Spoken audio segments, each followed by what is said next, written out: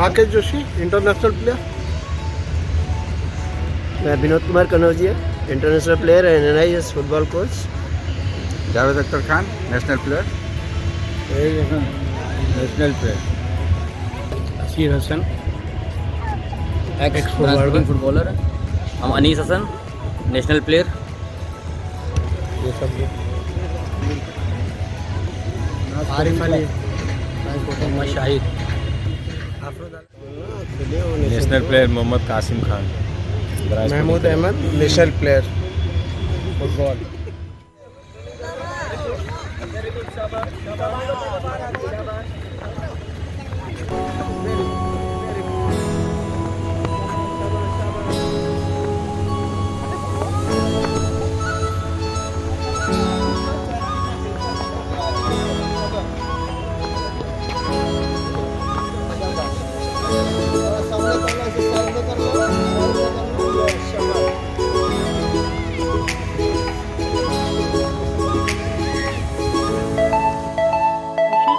International player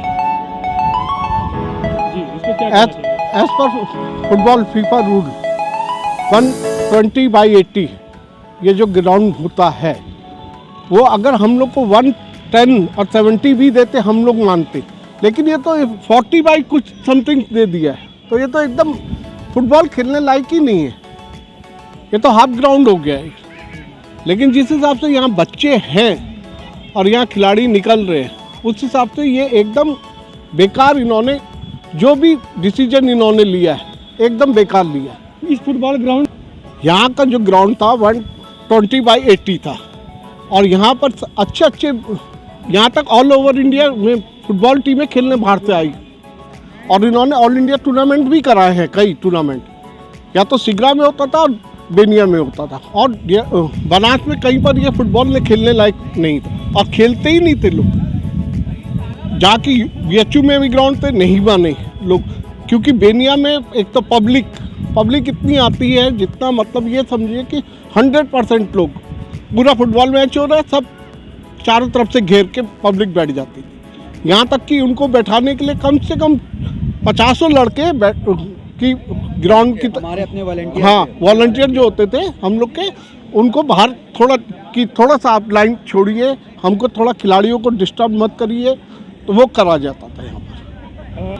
मैंने 84 से खेलना शुरू किया और मैंने जितने इंटरनेशनल खेले मैच वो रशिया के अगेंस्ट खेले और जितने मेरे रूल में जहाँ तक मेरे को है, जब भी मैं कैप्टनशिप किया हूँ, वो जूनियर नेशनल हो चाहे सीनियर नेशनल हो, फर्स्ट बार क्वालिफाई की है यूपी की टीम। आपकी कैप्टनशिप? हाँ मेरी कैप्टनशिप में, और मैंने जो 10 नेशनल खेले हैं उसमें प्लेस दी है और इंडियन रेलवेज का कैप्टन भी रहा हूँ मैं। किस ग्राउंड? मैंने हुई थी सिगरा स्टेडियम से। सिगरा स्टेडियम से मैंने अपने जीवन की शुरुआत करी थी और उसके बाद मैं यहाँ जो बेनिया बाग जो स्पोर्टिंग क्लब था उससे मैं कई बार बाहर जाके यहाँ से डूरंड कप भी हम लोगों ने खेला है।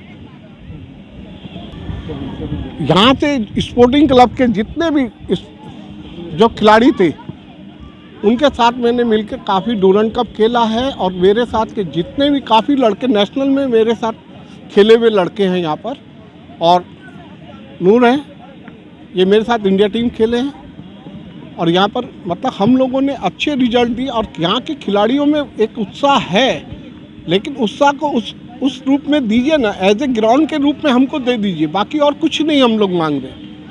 बाकी जितना आपको जो करना है करिए, एक ग्राउंड हमको पूरा बना के दे दीजिए, उसके बाद हमारा और कोई स्पोर्ट्समैन की और कोई वो मांग नहीं है। कनौजिया अंतर्राष्ट्रीय फुटबॉल खिलाड़ी, NIS फुटबॉल कोच।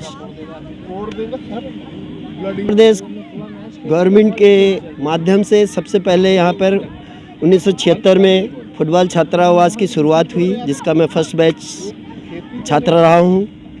बिनियाबाग उस समय भी बहुत अच्छा, और बनारस के खिलाड़ियों के लिए जो कि यहाँ का प्रोडक्शन है और ख़ास करके ग्रास रूट का जो काम होता था शुरू में ही, आज से नहीं बहुत पहले से ही, अगर बनारस में ग्रास रूट का काम है तो बिनियाबाग से ही शुरू हुआ है। हमारे बनारस में कहा जाता है कि हॉकी अगर है तो वरना उस पार, और फुटबॉल है तो वरना के इस पार बिनियाबाग। ये आज से नहीं, मैं जब से बनारस में आया हूँ, मैं मूल रूप से इलाहाबाद का रहने वाला हूँ, छात्रावास में चयनित होकर के आया हूँ, और छात्रावास जब से खुला है तब से मैं इस मैदान पर लीग, अंतर्राष्ट्रीय मैच जितने भी आयोजन हुए उसमें पार्टिसिपेट किया हूँ। और उत्तर प्रदेश को छात्रावास, आज जो हमारा उत्तर प्रदेश सरकार है उनके माध्यम से छात्रावास खुला, और जहाँ हमारे प्रदेश का नाम बहुत अच्छे खेल के रूप में हमको नहीं पहचाना जाता था। हमारा प्रदेश बहुत खेल के रूप में जो है अन्य स्टेटों से बहुत निम्न स्तर का माना जाता था।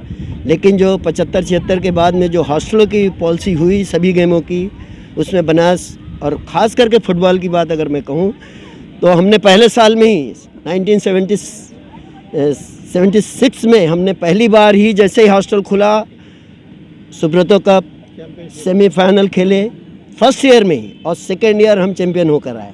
उसके बाद सुब्रतो कप हम लोगों ने कम से कम 5-6 बार जीत कर लाए हैं। राष्ट्रीय स्तर पे अभी 3-4 साल पहले हम जूनियर नेशनल में भी चैम्पियन हुए, बंगाल को जीत कर हरा करके एक गोल से हम लोग ने चैम्पियनशिप ली है। और तमाम उपाधियां आज हमारे पास ग्रास रूट पर, और इतने अच्छे खिलाड़ी हैं जो राष्ट्रीय स्तर पर प्रदेश में जितने भी बड़े बड़े क्लब हैं उनमें हमारे शहर के तमाम खिलाड़ी खेल रहे हैं। शमशीर रजा, मुश्ताक अली, नसीम अख्तर, नसीम भाई हम लोग के आइडियल रहे। हमने आया तो उन लोग का नाम सुना था, आज भी उनको इस मोहल्ले में, इस मैदान में लोग नसीम इंडिया के नाम से जानते हैं। हम भी नहीं जानते थे कि इंडिया का प्लेयर हमारे सामने है, लेकिन हम लोग को जब लगा कि उनके साथ प्रैक्टिस करने का अवसर मिला तो बहुत कुछ हुआ। इस मैदान पे हमने पहली बार NIS करने के बाद हमने ग्रास रूट का काम किया, और तमाम बच्चे निकले। आज तमाम रेलवेज़ में, सर्विसेज में इस मैदान के खिलाड़ी प्रतिभाग कर रहे हैं। और हमें लगता है कि मोदी सरकार, मोदी जी हमारे आइडियल खेलों को जितना प्रमोट कर रहे हैं, और हमारे सांसद भी हैं बनारस से, योगी जी हमारे CM हैं, उनके माध्यम से इस मैदान का जो सुंदरीकरण हुआ है, और उस मानक के अनुसार जो हमें फुटबॉल मैदान देने की बात कही थी वो हमें दिखती नहीं दिख रही, जिसका हमें थोड़ा अभाव है कि हमारे जो ग्रास रूट के बच्चे हैं, जो राष्ट्रीय स्तर के खिलाड़ी हैं, और जो आयोजन हम इस मैदान पे करते आए हैं अब तक, वो हम करने में एकदम असमर्थ हो रहे हैं। तो हमें उम्मीद है कि हमारी सरकार, प्रदेश के CM साहब इस पर थोड़ा ध्यान देंगे कि मानक के अनुसार जो इस मैदान का नक्शा बना हुआ है उसको हमें थोड़ा मैदान का अगर विस्तारीकरण कर देंगे। ये नक्शा है जो हमारे खिलाड़ियों ने उपलब्ध कराया है, जिसमें उन्होंने बना के दिया, जो वहाँ से स्मार्ट सिटी से उपलब्ध कराया गया है, जिसमें कि पूरी तरीके से 120x80 का फुटबॉल मैदान, जिसमें अंतर्राष्ट्रीय मैच होते हैं, वो मानक के अनुसार ये मैदान बना था। लेकिन मैं इस मैदान पे खड़ा हूँ, ये तो वॉकिंग मैदान भी नहीं बन रहा है, खेलने की तो बात छोड़ दीजिए।